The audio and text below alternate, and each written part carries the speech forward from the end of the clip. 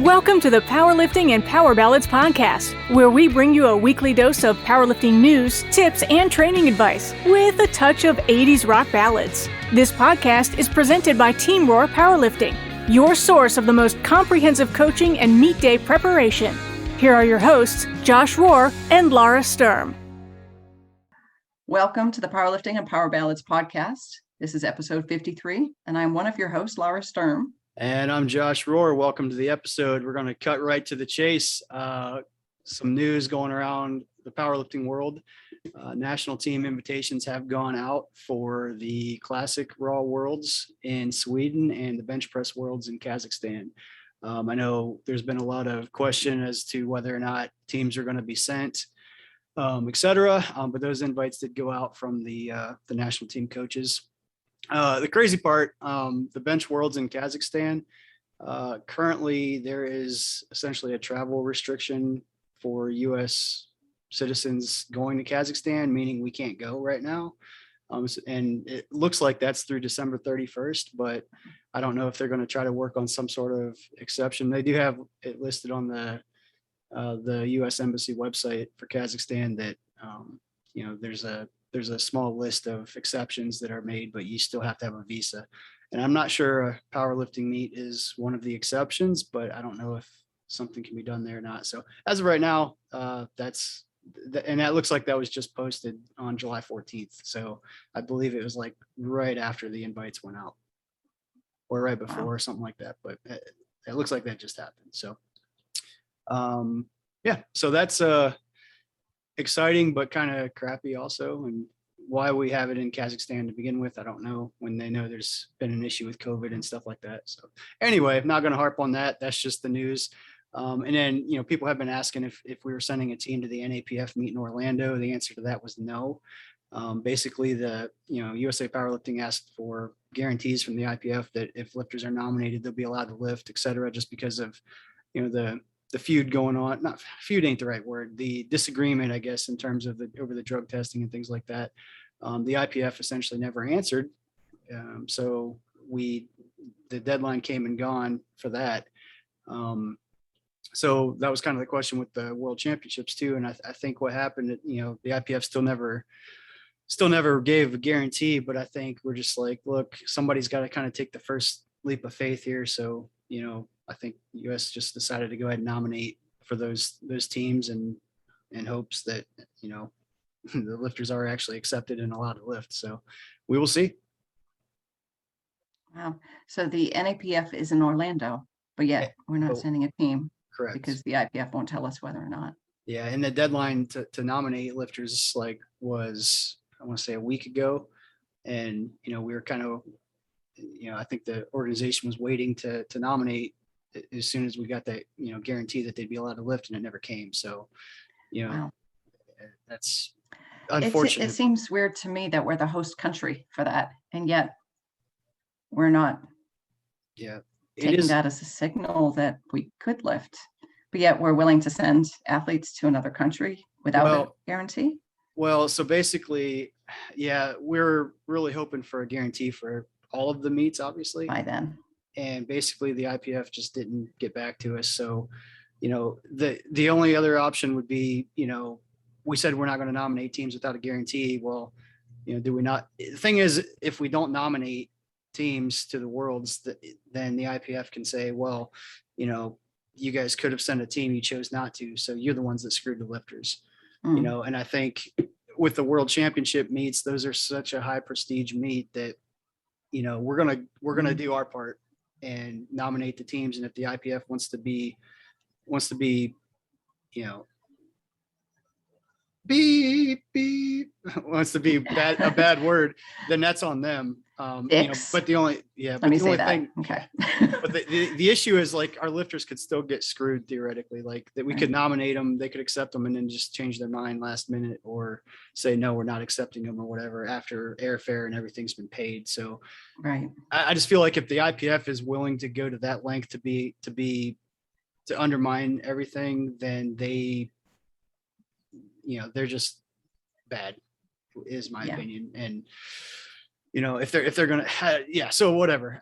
So we're giving our lifters, we're doing what we can do, nominating lifters, and hopefully that they are accepted and able to lift and compete. So that's that. And we also are not sending a team to the Equip Sub Junior, Junior, and Masters Worlds because it's in Romania, and there's issues with that too, with that place. So so that's the latest update that I've heard, and hopefully, the nominations for Kazakhstan lifters can actually get there. Again, the way it looks now, I don't know that we actually can go, but we will see how that works.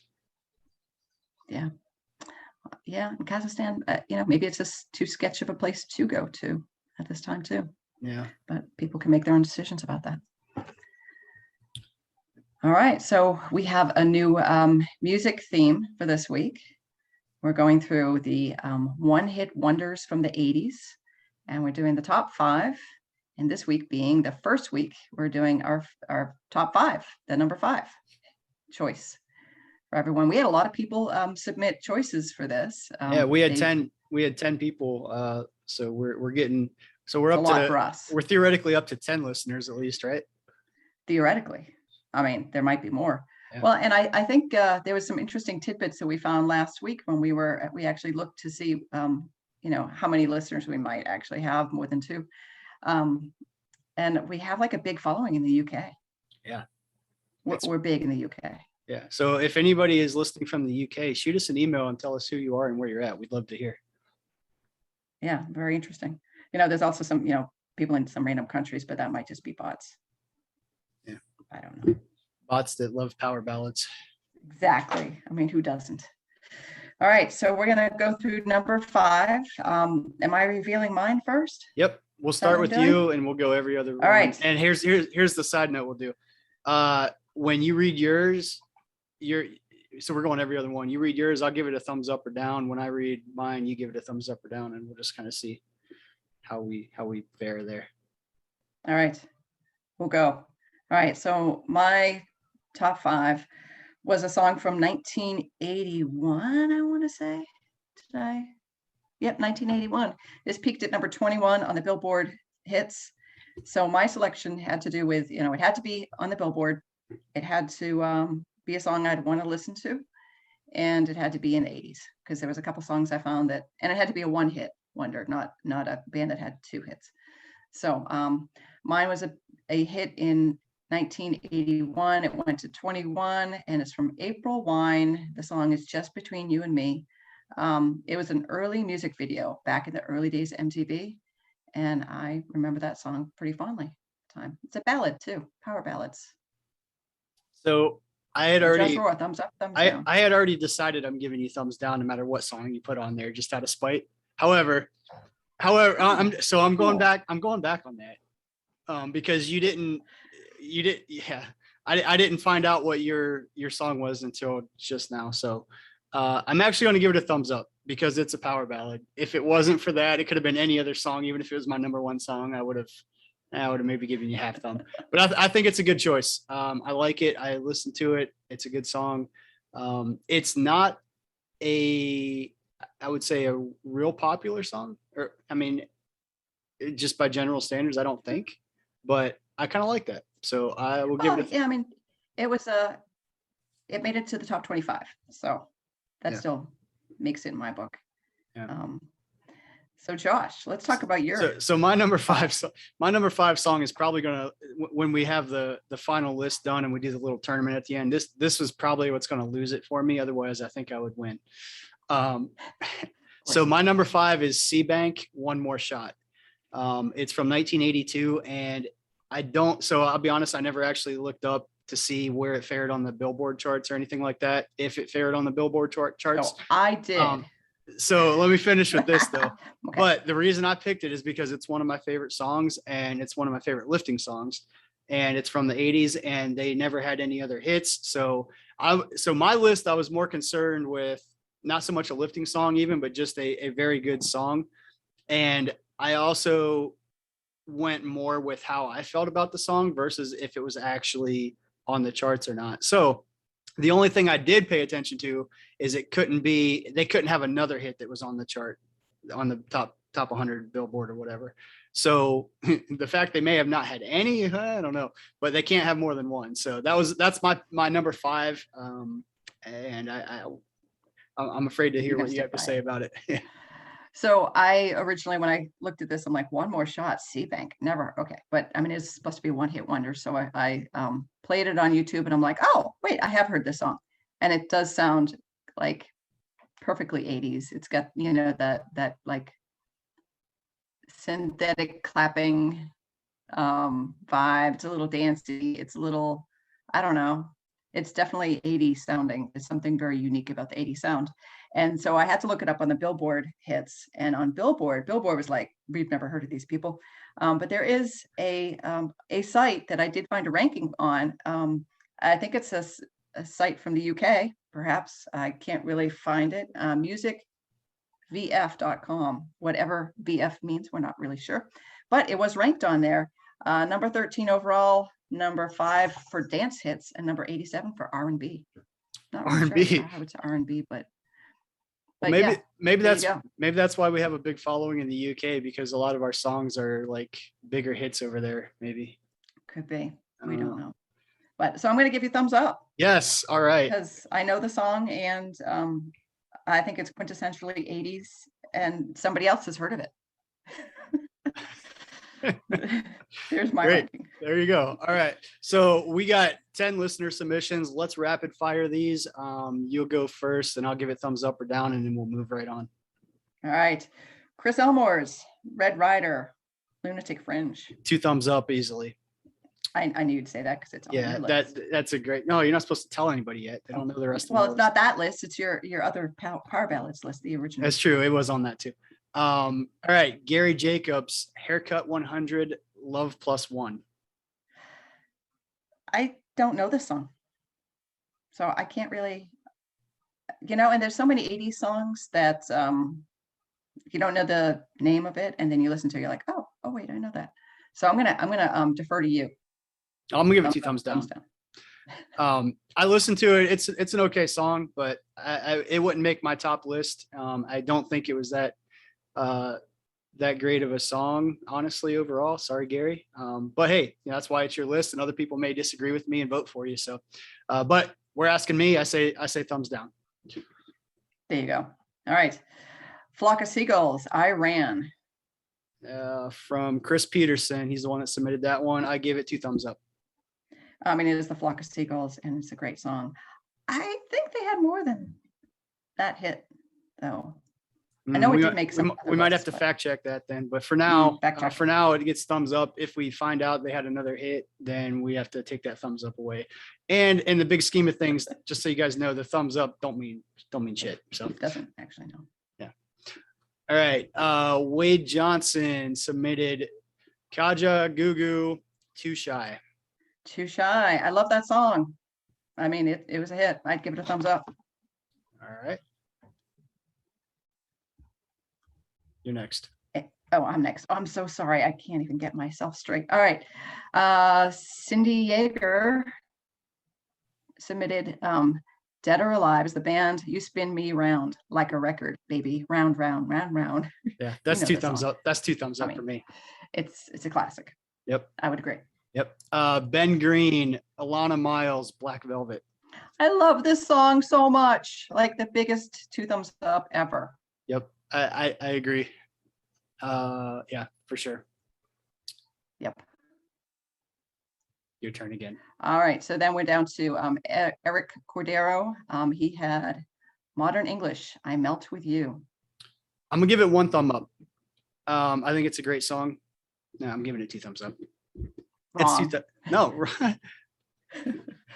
Okay. All right, moving on. Jim Battenfield, John Waite, Missing You. I'd give it a thumb up. I love John Waite and I love this song, but I really remember John Waite for another song, Change. So I liked that song better. Even though when I did research this, and this did hit number 1 for like 20 weeks. So, and the song Change that I'm thinking of didn't make the top 50. Or the top 40 at least. So technically So technically he's right and I'm wrong. But I just think of John Waite as other songs. So gotcha. And I like Change better. Okay. There you go. Is it my turn? I'm losing track of everything. It's all every other. Stacey Metcalf. I know it's too hard. Stacey Metcalf had Aha, Take on Me. Oh man, this is a tough one for me because I know it's a popular song, but I just don't like the song. So I'm going to give it a thumbs down. I don't know what it is. I think the video is one of those. The video for that song made the song.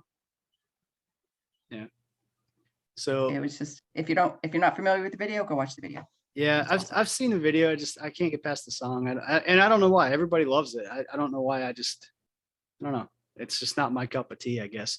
So our last number 5 from Amy Pancake also had Modern English, I Melt With You, and I think I gave it 1 thumb up. So now you get to pick on it. What do you think? Well, and I did say wrong to you. I think so. You know how I feel about it. I love that song, and 2 thumbs up. 2 thumbs up. These are really great finds. They are. There's some good ones in there. So we're going to do something different. Each week, you and I are going to start making a playlist out of the submitted songs. We're going to create a driving songs playlist and a lifting songs playlist, but we're going to do it draft style. So you get to pick first this week, and you can pick driving song or lifting song, and then pick from any of those that are submitted that cannot be your own. And then I have to pick the other category and pick a song. So Laura, you're up first. Do you want driving song or lifting song? Driving song for 100, Josh Rohr. Okay. Sounded like Jeopardy, sorry. And of those songs submitted, which one do you want? I would do Lunatic Fringe. Nowadays, I drive a lot, especially out here in the country. When you get high beams on, you can't see anything. I could just see driving to this song, Lunatic Fringe, Red Rider. Okay. I agree. That was actually, if I had the choice, that was going to be my, well, you know what though? That was going to be my lifting song, and I can't choose that one now because it's already off the board. So I'm going to go Dead or Alive, You Spin Me Round as a lifting song. Because who doesn't lift heavy to that song? Josh Rohr does. Josh Rohr does. Well, I mean, I don't know if heavy. I was gonna say I don't know if heavy actually fits anymore either, but I lift to that song. If you ever lift heavy, is that what you're saying? Yeah, exactly. All right, so we're building our playlist. So is the idea that we'll publish these playlists and people can listen to them while lifting or driving? Yeah, I think so. So when we get to week 1, where everybody reveals their number 1, same rules apply. But then you and I each are gonna get a bonus edition for both categories. So if any song that was submitted over the entire list, so we'll have over 60 songs to choose from, or exactly 60 songs, I think, to choose from. So we can add, because some weeks there's going to be, especially when we get to like week 2 and 1, where everybody's submitting the really their top numbers. I think we're going to have multiple songs that might fit these categories. So we get one bonus at the end. Deal. And we might change the rules as we go because we can, but that's what we're going to do for now. So stay tuned for that. All right. So we're going to move on to the powerlifting situation for the week. Here's the situation. The gym you train at has old, rusty equipment. I've never trained at that gym before. None of these meets competition specs. The owner says they're willing to buy $2,000 worth of powerlifting equipment. They ask you for input on what to purchase. What do you suggest, Josh Rohr? There's so many answers to this. Like, how bad is the equipment? Like, blah, blah. I think the safe bet for me would be bars. I think a good bar is worth a lot for a power lifter, especially if the knurling's not very good on the bars in the gym, if it doesn't spin real well, if the rings are not in the correct spot, if there's no center knurling. I think all of that stuff is a big deal. And I don't know that I would buy an Eleiko bar necessarily, because you can get 2 Eleiko bars roughly for $2,000. I'd probably go with like 4 or 5 Rogue Ohio bars or Texas Power bars. What about you? I agree. Yeah, Texas power bars can't be beat. The Rogue bar, awesome. I'd also say a bench, like a bench that is regulation height. There's been so many gyms I go into to train at, and they have those like skinny ass benches or super high benches, and like it just feels wrong benching with something like that. Yeah, I'm gonna amend my answer now. You're right. I would still do a bar. I think you got to have at least one good bar, but you can probably get a pretty inexpensive bench that meets comp specs. You can't buy an ER rack for $2,000. You can buy like a Sam Hell barbell rack or something like that for $1,500, which might be, that's a combo squat bench rack. That might be actually, you know what? That's what I'm going to do. I'm going to do a Sam Hell barbell rack, combo rack with a Rogue Ohio bar. That's going to be that's my answer. There you go. Final answer. That way you get the bench. You get the bench and you get the squat rack that can go in or out. And it's competition specs, and you also get the bar. And safeties. And safeties. Yep. Pretty nice. Good answer. I think you could do a couple bars.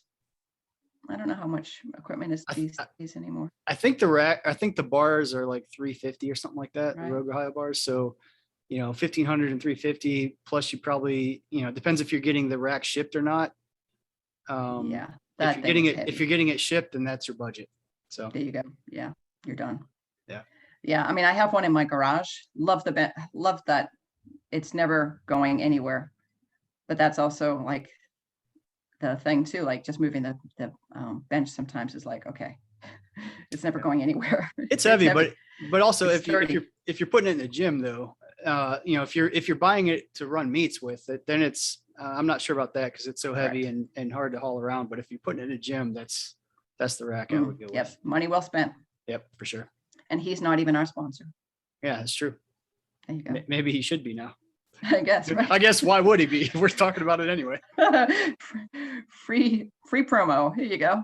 Yeah. All right. So we're going to move on to the new lifter tip. Our tip for this week is double check your flight assignment after weigh-ins. After weigh-ins close in. That's like a typo. Yeah, okay. So it is a typo. Take the word in off there.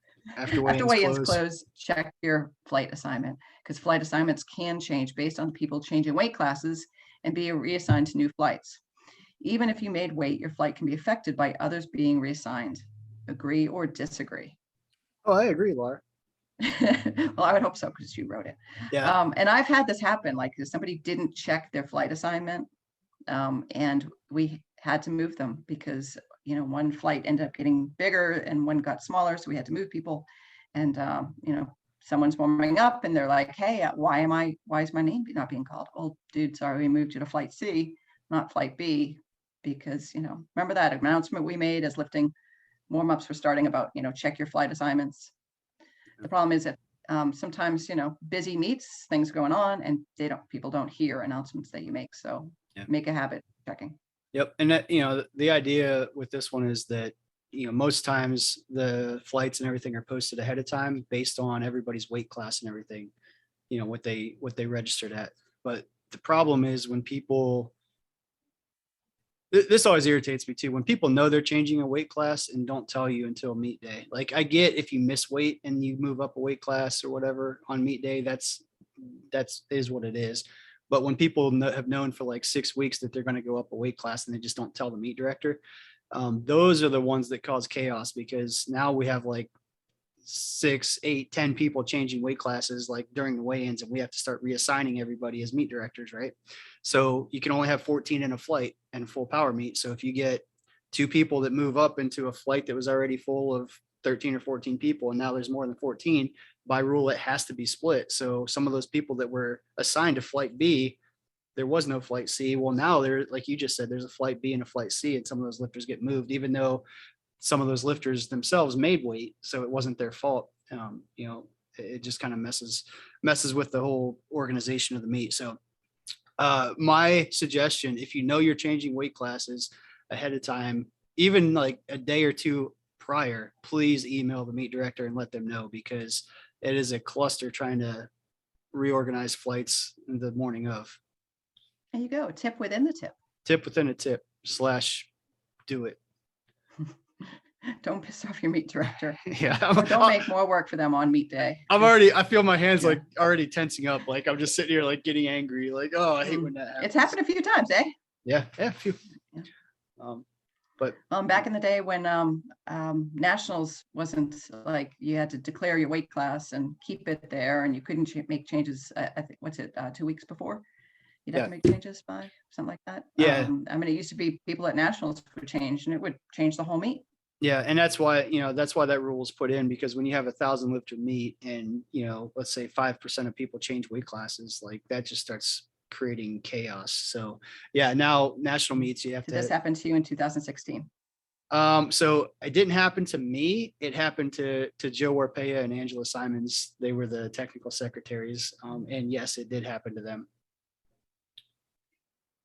But part of the positive of that was we did put in the rule, like when we did it, the primetime rule. So if you changed weight classes in primetime, like, and it changed your session, then you basically lifted as you lifted as a guest lifter in your original primetime session.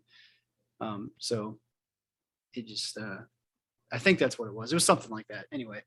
But yes, the rule is nationals 2 weeks prior is the last time you can change weight class. Cool. Well, awesome. I think that does it for this week. So any final closing thoughts? Really good music selection. I like it. I like where we're going. I'm super pumped with, and this is all number 5. Like it theoretically should be getting better as we go. I'm pretty pumped. So it will be for sure. Yes, it will. All right. Some big music hits coming up. For sure. So definitely, if you guys have any comments, suggestions, shoot us. Or if you have your own list that you want to submit, it's not too late. Yep. Send it to us, PL Ballads Podcast on Instagram, or shoot us an email at plballadspodcast@gmail.com. We'll see you guys next week. Later. Bye now.